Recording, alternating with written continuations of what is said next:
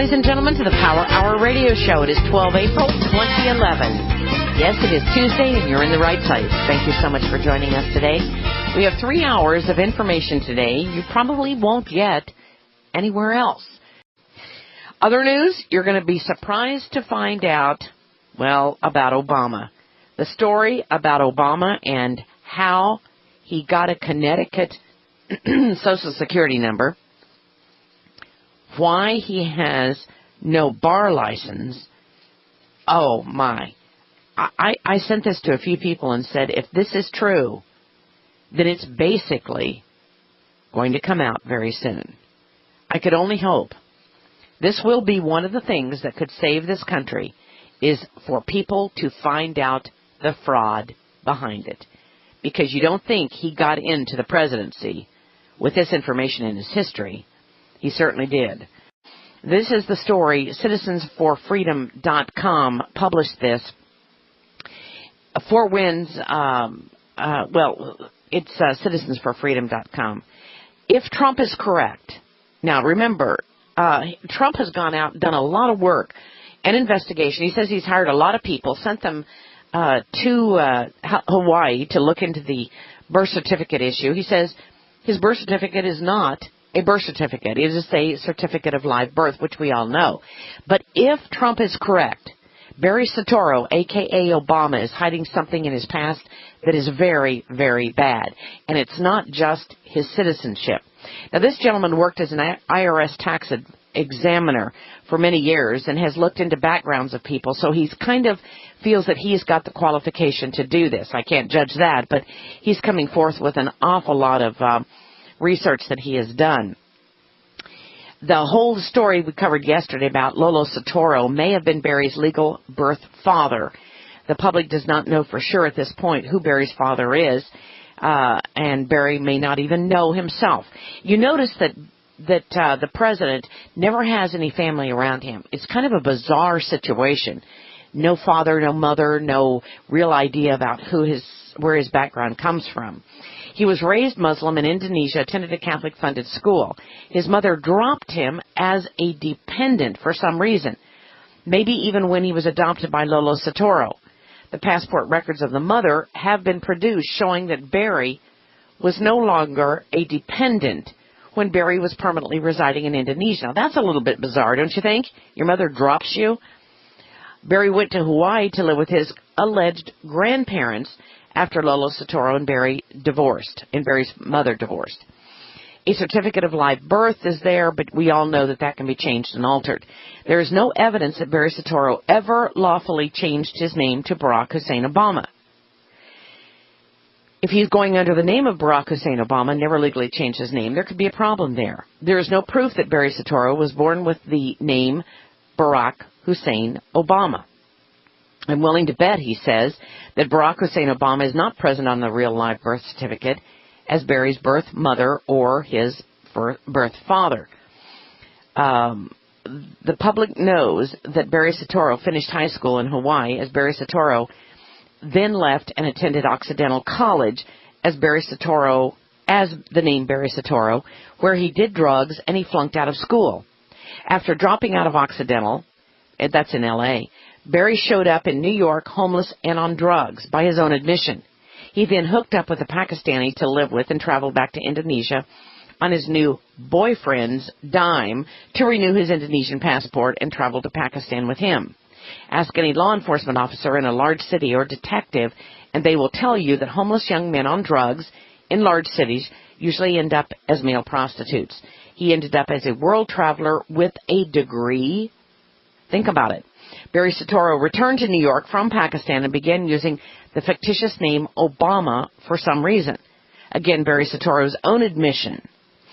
One could only suspect that a person addicted to drugs returning from Pakistan to New York, the main route for Afghan heroin into the U.S., maybe Barry had a reason to start using a new name. There are literally over 1 million open warrants on file in New York. Maybe Barry is one of them. Well, after spending time in New York allegedly working under the name of Obama, it appears that Barry used a fictitious name, Barack Hussein Obama, for the first time to file his federal taxes in Connecticut at a post office box for the purpose of evading paying taxes in New York. and to establish a new identity, which is a felony with no statute of limitation.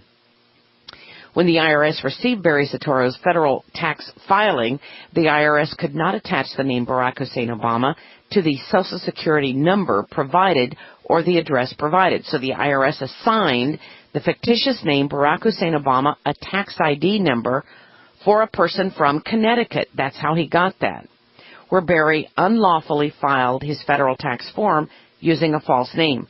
Barry Soetoro began using the tax number as his SSI number when using the fictitious name Barack Obama. That is why Barry Soetoro had a Connecticut SSI number.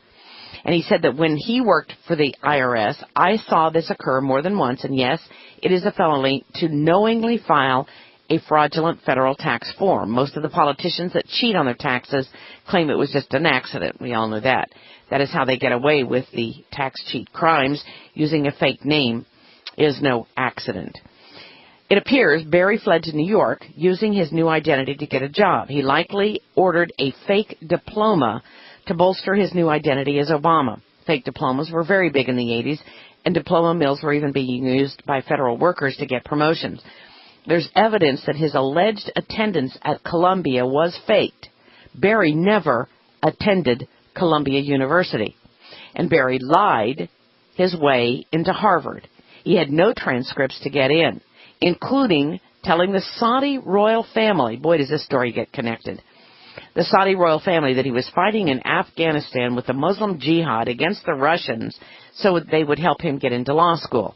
The Saudis apparently loved Barry's story of jihad in Pakistan and Afghanistan and paid for Barry to attend Harvard under the name of Obama. Now, the Saudis paid for this.